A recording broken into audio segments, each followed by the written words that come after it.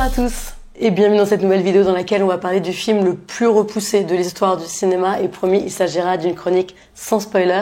On va parler de Mourir peut attendre de Cary Joji Fukunaga.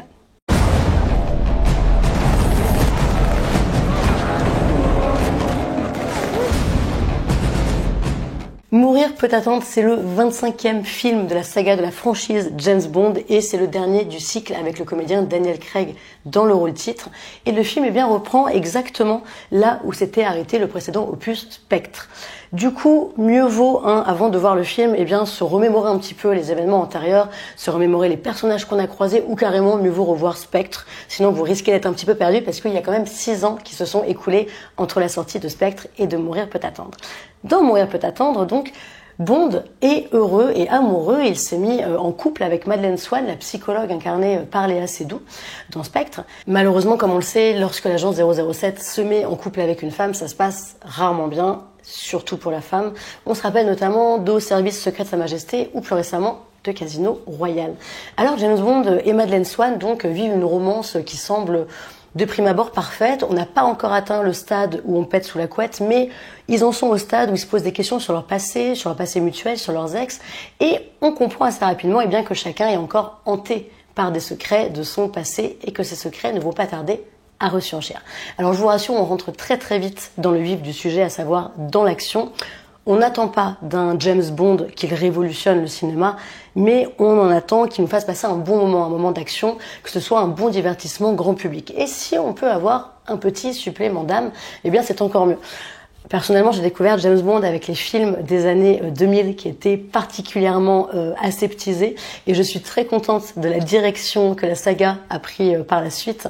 Mourir peut attendre, c'est un film qui est long de 2h45 mais qui ne contient aucune scène faible et qui réussit à tenir son rythme tout du long. La mise en scène est très efficace, le travail sur la lumière particulièrement est assez impeccable.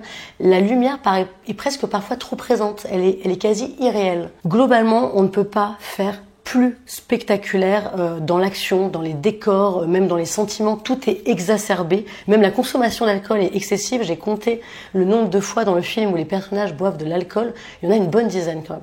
Mais ce côté excessif, il est tellement assumé qu'en tant que spectateur, on se laisse totalement embarquer.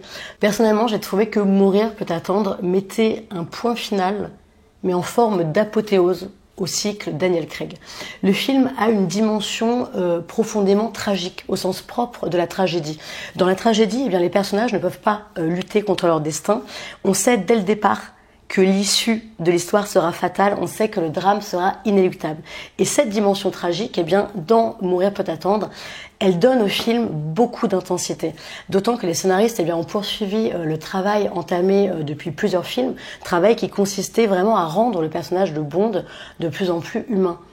Au cours des derniers films, il y a vraiment eu toute une exploration de son passé, de ses failles, et c'est ce qui fait, pour moi en tout cas, du cycle Daniel Craig le plus intéressant, parce qu'il a su rendre le personnage de Bond réellement attachant, il a su lui donner une certaine profondeur. Et personnellement, avec Mourir peut attendre, c'est la première fois que j'ai été émue, vraiment émue devant un James Bond. J'ai pas pleuré, si, j'ai un petit...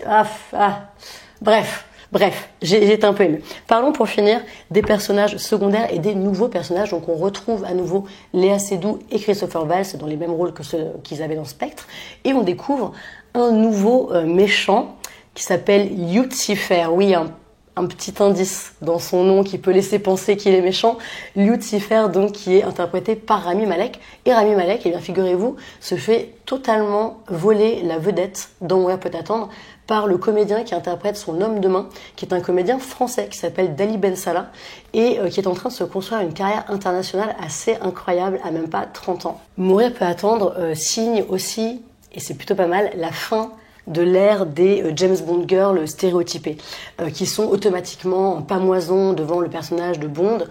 Du coup, Bond n'a jamais aussi peu forniqué que dans ce film-là, et pourtant, c'est pas pour autant que l'essence du personnage s'en trouve dénaturée. Et finalement, cette évolution des personnages féminins, je trouve, rafraîchit beaucoup la franchise. Il y a par exemple le personnage incarné par Ana de Armas, qui pourrait être une James Bond girl, tout ce qu'il y a de plus cliché, mais malgré le fait qu'elle interprète un personnage très badass et très sexy, elle a aussi un côté très comique. Et la grande nouveauté, évidemment, dont tout le monde parle, dont tout le monde a parlé, c'est le nouvel agent 00 qui est une femme noire. Après, personnellement, je ne comprends même pas pourquoi son arrivée a suscité un débat. Son personnage s'intègre parfaitement à l'histoire et on sait que ce personnage, donc qui s'appelle Nomi, que ce nouvel agent 00, ne remplacera jamais James Bond. Il n'en est pas question. Bond va sans doute rester un personnage masculin pour toujours et c'est très bien comme ça. En fait, je ne vois pas l'intérêt de remplacer ce personnage par une femme. En revanche, créons plus de nouveaux personnages féminins qui auront elles-mêmes leur propre saga, et pourquoi pas des sagas aussi pérennes que celle de James Bond.